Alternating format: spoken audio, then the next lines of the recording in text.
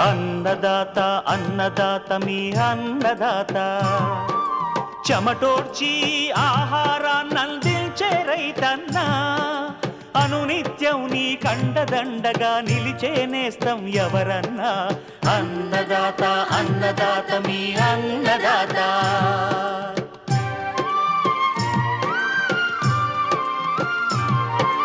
నూతన రీతుల సాగుబడికి, నూరింతలు పెరిగే దిగుబడికి సూచనలిచ్చే సస్య రక్షణకు, పశు పోషణకి శాస్త్ర విజ్ఞానం అందించి ముందుకు నడిపే తెలుగు రైతు భారతదేశానికి మకుటం అయ్యేలా తీర్చిదిద్దే ఆశయంతో మిమ్ము మేలు కొలిపేది అన్నదాత.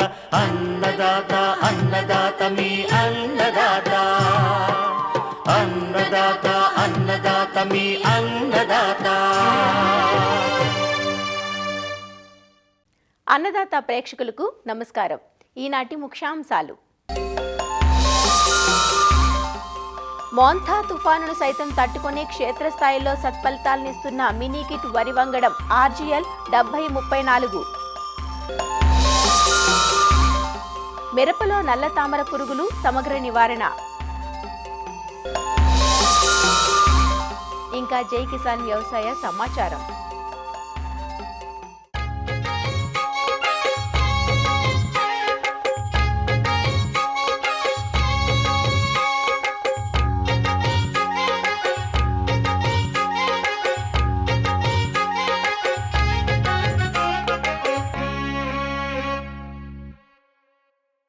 తుఫానులు, వరదలు, ఈదురుగాలులు ఇలాంటి ప్రకృతి విపత్తులకు ముందుగా భయపడేది అన్నదాతలే.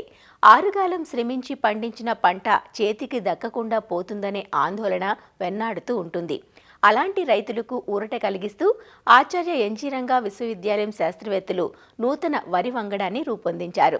శ్రీకాకుళం జిల్లా రాగోలు పరిశోధనా కేంద్రంలో రూపొందించబడిన ఈ రకాన్ని RGL 7034 పేరుతో విడుదల చేశారు.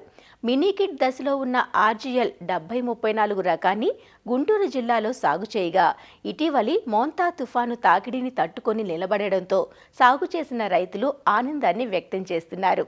RGL 7034 వరి వంగడం యొక్క విశిష్టతలు, సాగులో రైతుకు కలిసి వస్తున్న అంశాలు, దిగుబడుల తీరుతెన్నులు వారి మాటల్లోనే తెలుసుకుందాం.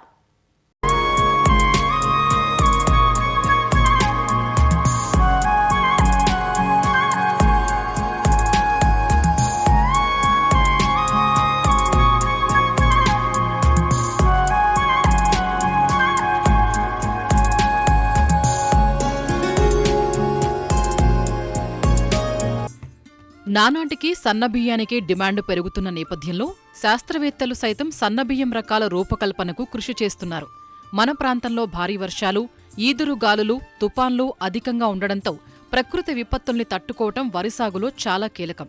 ఇలాంటి పరిస్థితుల్లో ఆచార్య ఎన్జీ రంగా వ్యవసాయ విశ్వవిద్యాలయం డైరెక్టర్ ఆఫ్ రీసెర్చ్, ప్రముఖ plant breeder doctor PV Satyanarayana RGL 7034 పేరుతో నూతన వరి వంగడానికి జీవం పోశారు. శ్రీకాకుళం జిల్లా రాగోలు వ్యవసాయ పరిశోధనా స్థానంలో పనిచేసే సమయంలో ఈ కొత్త రకాన్ని ఆవిష్కరించారు. NLR 34449 రకంతో చిట్టి ముత్యాలను సంకలనం చేసి RGL 7034ను రూపకల్పన చేయగా, ఈ రకం క్షేత్రస్థాయిలో మినీ కిట్ దశలో ఉంది. ఈ ఏడాది ఖరీఫ్ సీజన్లో గుంటూరు జిల్లా దుగ్గిరాల మండలం వీర్లపాలెంలో ఆళ్ల మోహన్ రెడ్డి అనే రైతు RGL 7034 వరి వంగడాన్ని సాగు చేశారు. గత మాసంలో వచ్చిన మోంతా తుపానుకు ప్రక్కనున్న వరి పొలాలు పడిపోగా RGL 7034 రకం తుపానును తట్టుకొని అధిక దిగుబడుల్ని నమోదు చేసిందని ఆనందంగా చెబుతున్నారు.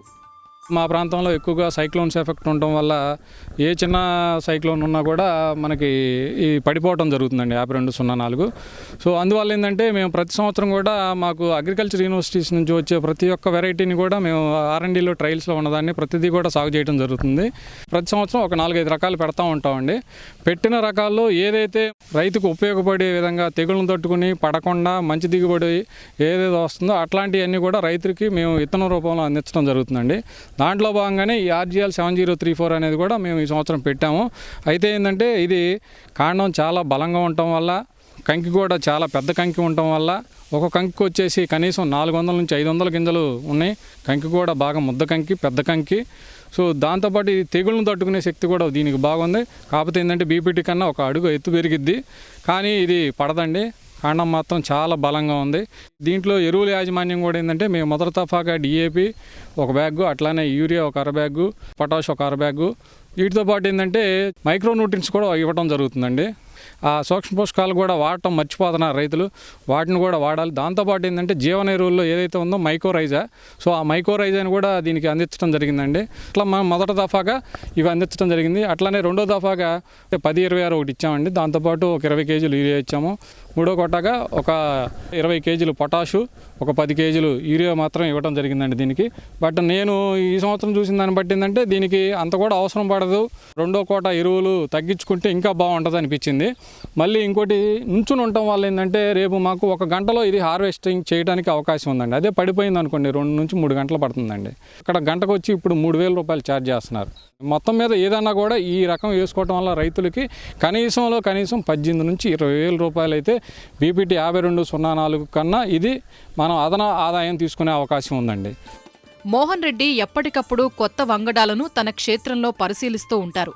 గతంలో సాగు చేసిన రకాల కంటే రాగోలు రకం చాలా బాగుందని, ఈదురుగాలులు, తుపాన్లు తట్టుకొని నిలబడటం వల్ల యంత్రం ద్వారా పంట కోత సులువవుతుందని, తద్వారా రైతులకు సాగు ఖర్చులు తగ్గుతాయంటారు తోటి రైతులు. మోహన్ రెడ్డి గారు వేసింది వెరైటీ చూస్తానికి ఇక్కడికి వచ్చాము. హీల్డింగ్ బాగుంది. ఇది కర్ర లావు ఉంది, పడలేదు, తెగులు లేదు.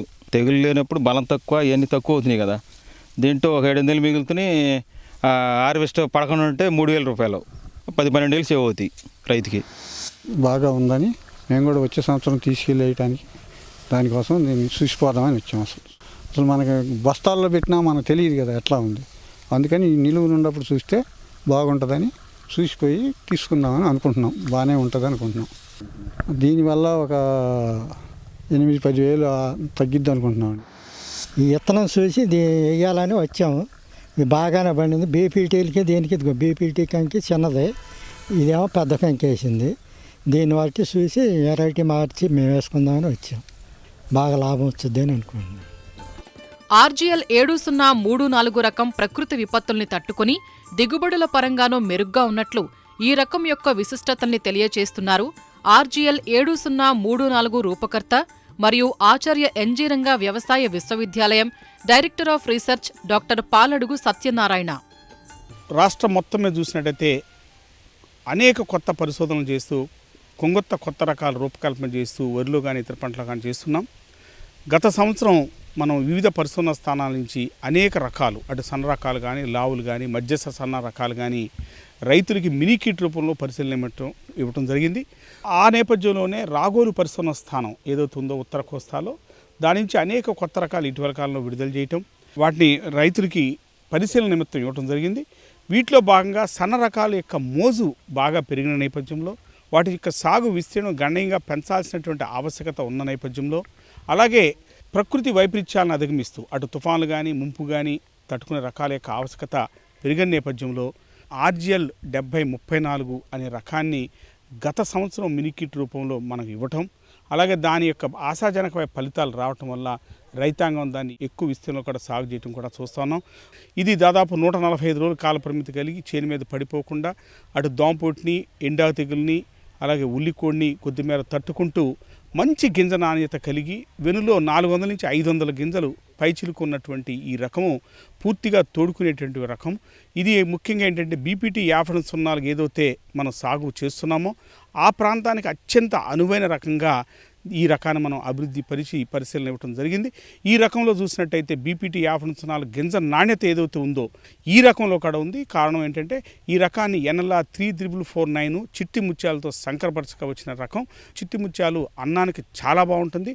ఆ రకాన్ని ఈ రకంలో మనం మగ రకంగా వాడటం వల్ల దీంట్లో గింజ నాణ్యత కూడా బీపీటీ 5004కి సాంబ మసూరి ఏమాత్రం తగ్గకుండా ఈ రకంలో కూడా వచ్చింది. ఈ రకము అటు సాంబ మసూరికి ప్రత్యామ్నాయంగా ఎందుకు చెప్తున్నామంటే సాంబ మసూరి కొన్ని సందర్భాల్లో పడిపోవటం, గింజ మొలకెత్తడం, గింజ రాలిపోవటం, అలాగే దోమకి బాగా లొంగిపోవటం చూస్తున్నాం. అంటే ముఖ్యంగా తుఫాన్లు వచ్చినప్పుడు ఆ రకం చాలా సందర్భాల్లో దిగుబడులు గణనీయంగా తగ్గినటువంటి పరిస్థితుల్లో ఇటీవల కాలంలో మనకి మోంతా తుఫాన్ ఏదైతే వచ్చిందో ఆ తుఫాన్లో 80 నుంచి 100 కిలోమీటర్ల గాలిని ఎదుర్కొని నిలబడి బీపీటీ 50 కంటే 10 నుంచి 15 బస్తాలు దిగుబడి అంటే ఆర్జీఎల్ 70-34లో మనం చూడటం జరిగింది. ఆ విధంగా రైతుకి అధిక దిగుబడితో పాటు సాగు ఖర్చు గణనీయంగా తగ్గి అలాగే పండించినటువంటి పంటని అమ్ముకునేటువంటి రకాల యొక్క ఆవశ్యకత పెరిగింది.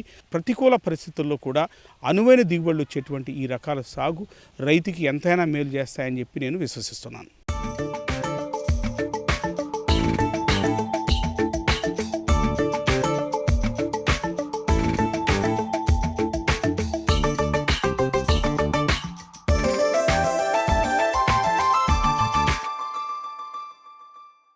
మిరపను ఎర్ర బంగారంగా పిలుచుకుంటూ ఉంటాం. తెలుగు రాష్ట్రాల్లో ఈ వాణిజ్య పంట సాగులో చీడపీడలు కంటకంగా మారాయి. దీంతో ఎన్నో పిచికారీలు చేసుకుంటూ రైతులు పెట్టుబడి ఖర్చులు పెంచుకుంటున్నారు. ఈ పరిస్థితుల్లో మరో సమస్య గత 3-4 సంవత్సరాలుగా మిరప పొలాల్లో కనిపిస్తోంది. అదే నల్ల తామర పురుగు.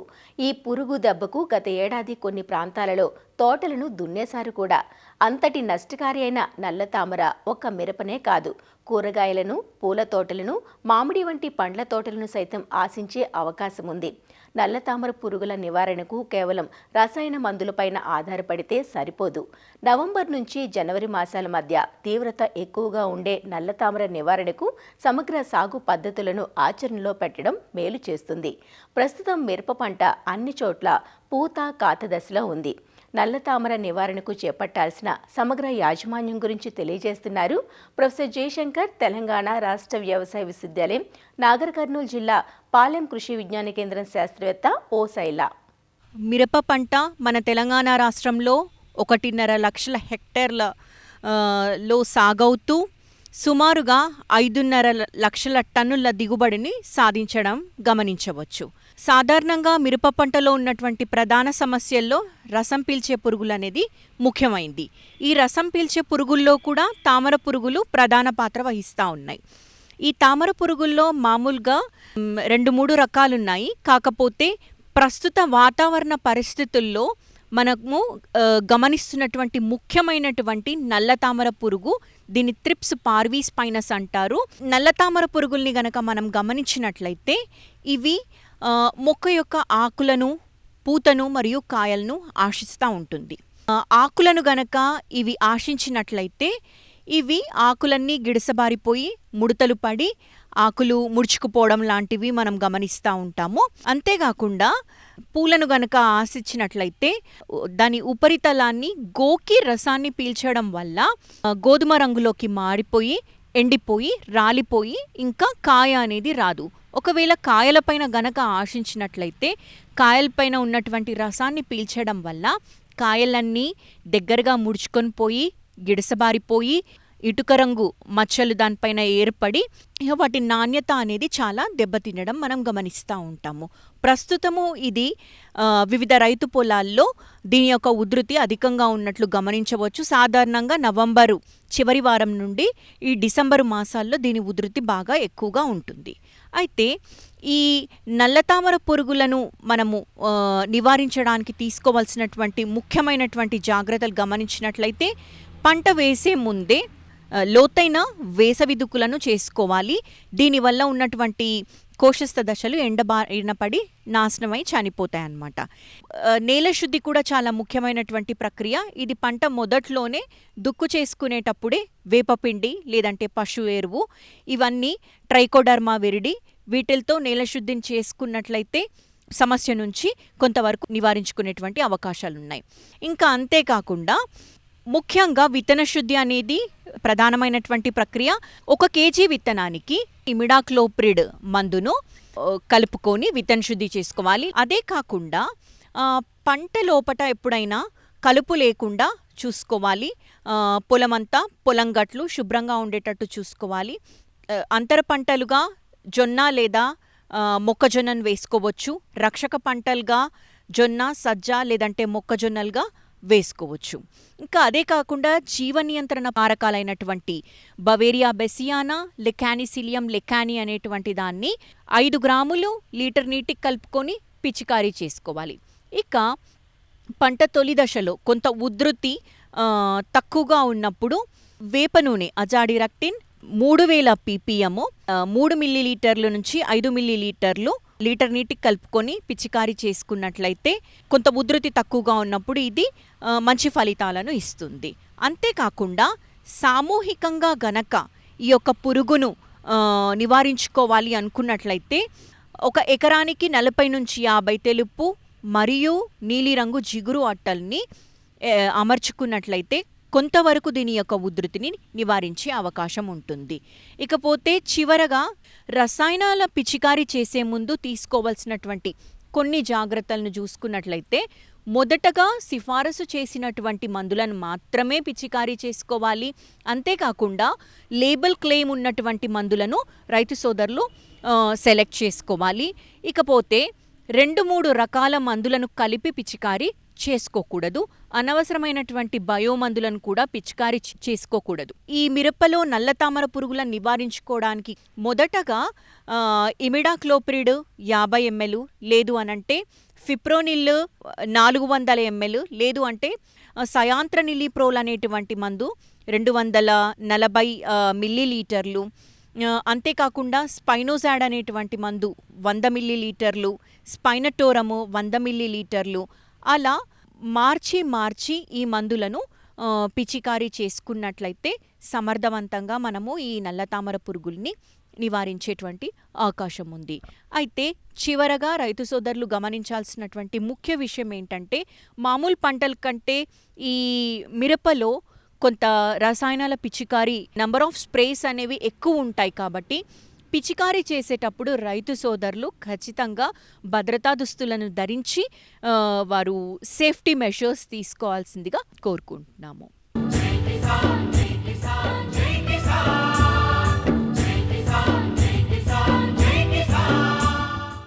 వ్యవసాయ సమాచారం ఇప్పుడు జై కిసాన్లో చూద్దాం.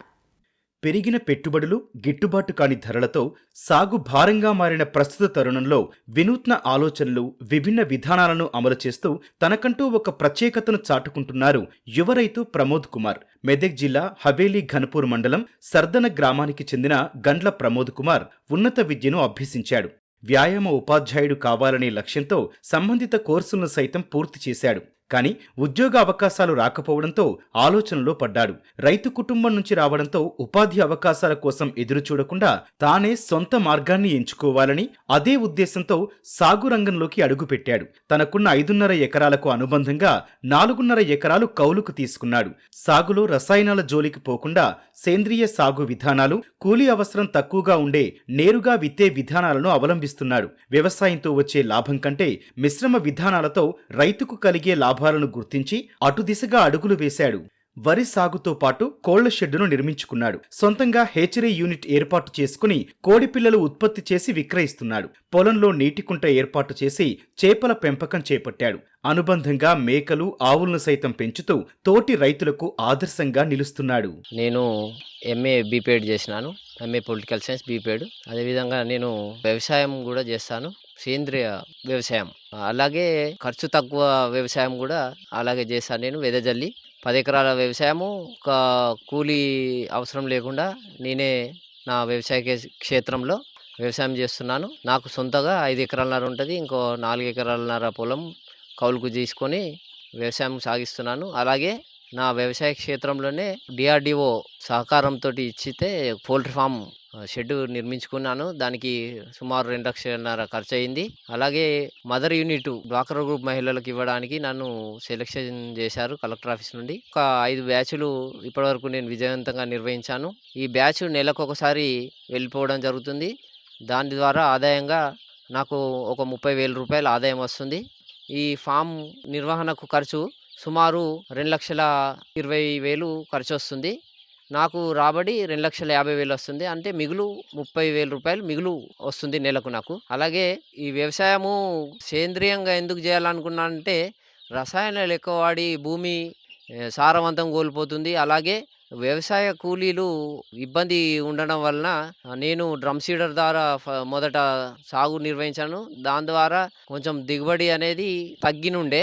అలాగే ఒక 8 సంవత్సరాల నుండి చేస్తుండగా ఇప్పుడు పూర్తిగా ఆర్గానిక్ వ్యవసాయం నిర్వహిస్తున్నాను. ఎకరాకు ఒక 3000 ఖర్చు నాకు అంతే. ఒక 20 క్వింటాల దిగుబడి తీయడం జరిగింది. అలాగే నేను ఫామ్ పండు కూడా ఇక్కడ ఏర్పాటు చేసుకున్నాను. ఫామ్ పండు ద్వారా చేపల పెంపకం, జీవాల వ్యర్థాలు అందులోనే వేసి చేపలకేసి అవే నీళ్లు పొలానికి ఇవ్వడం జరుగుతుంది. దాని ద్వారా కూడా పొలానికి సేంద్రియం ఎరువు అందించడం ఉంటుంది. అలాగే నేను ఆవుల పెంపకం, మేకల పెంపకము, కోళ్ళు, ఇవి పిల్లలు కాకుండా పెద్ద కోళ్ళు కూడా పెంచుకుంటా వాటి గుడ్ల ద్వారా ఇంక్యుబేటర్ నేనే తయారు చేసుకొని వాటి గుడ్ల ద్వారా కూడా పిల్లలను తయారు చేసుకుంటున్నాను.